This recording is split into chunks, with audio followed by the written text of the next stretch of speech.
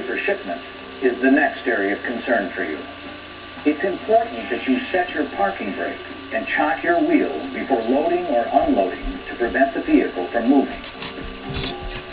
And packages of hazardous materials must be secured to prevent movement during transport. Whenever a cargo tank is loaded or unloaded, the regulations require that a qualified person be present. This means someone who is knowledgeable about the material being loaded or unloaded, knows what to do in an emergency situation, and is authorized and has the means to move the cargo tank if necessary. It's important during loading that you as a driver know what materials can be shipped together, especially if you need to transport a mixed load, because some materials cannot be loaded together. This is where the hazardous materials load and segregation requirements come into play. Most of these requirements are presented in the hazmat segregation table. This table helps you determine which materials can be loaded, shipped, and stored together. It's easy to read and use. An X indicates that the materials cannot be loaded and stored together. An O indicates that they cannot be loaded together unless they're separated to prevent the materials from mixing in the event of an accident or incident. And if the space is blank, it means that no restrictions apply. Keep in mind, whenever you're loading or unloading hazardous materials, or whenever you stop, you should check to make sure there's no damage or leakage. And, of course, it should go without saying that smoking or any open flame is not allowed when loading or unloading.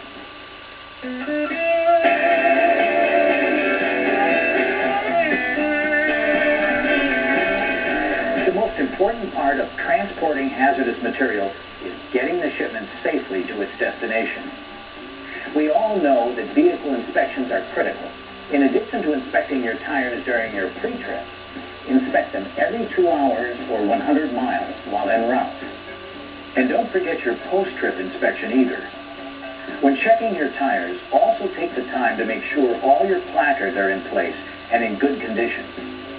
If any are damaged or missing, replace them. While fueling, the engine must be shut off, and you or someone else must be in control of the fueling process.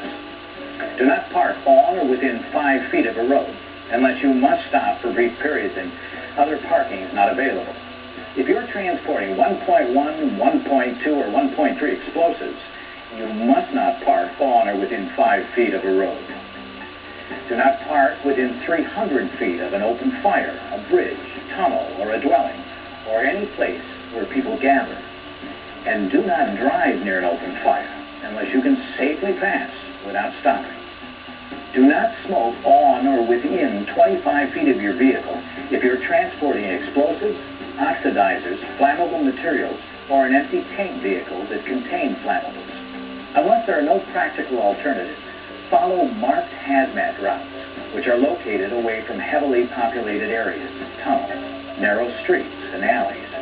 And if you need to separate a trailer containing hazardous materials from your tractor and leave it at a place other than the shipper's, receiver's, or your carrier's facility, remember to affix the telephone number of your company on the front exterior of the trailer, near the brake holes and electrical connections.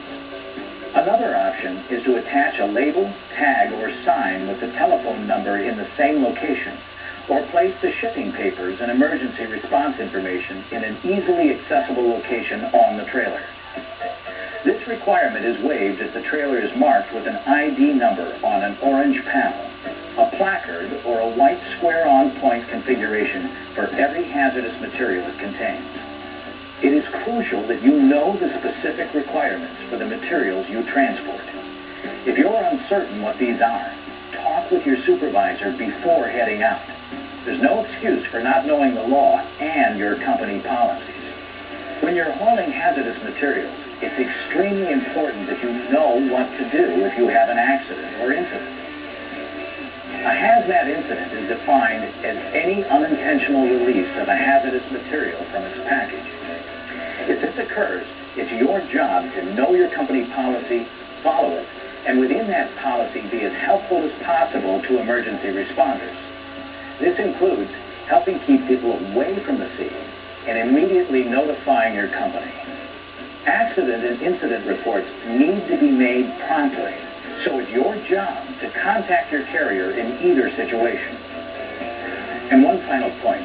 If your company is required to be enrolled in the National Registration Program, you must carry a copy of the current registration certificate or another document that shows the registration number whenever you transport a load requiring proof of registration. Be very critical at pickup. When you're picking up a hazardous material shipment, really look it over good to ensure that it's less likely to get broken, damaged, or leaking. The customer will understand more if you refuse to pick it up because you don't think it's packaged properly than if you haul it, damage it, and destroy other freight along the way. I want them to be where they are next to me, my family, my loved ones. Respect them. Take it easy. Be careful. Use common sense.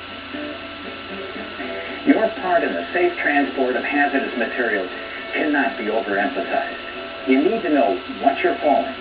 You need to know the special rules that apply to you as a hazmat driver. You need to stay focused when you're behind the wheel. As a professional driver, you can't afford to let your guard down for even an instant, but especially when you're hauling hazmat. Your company, your customer, the people with whom you share the road, and all the rest of us are dependent on you.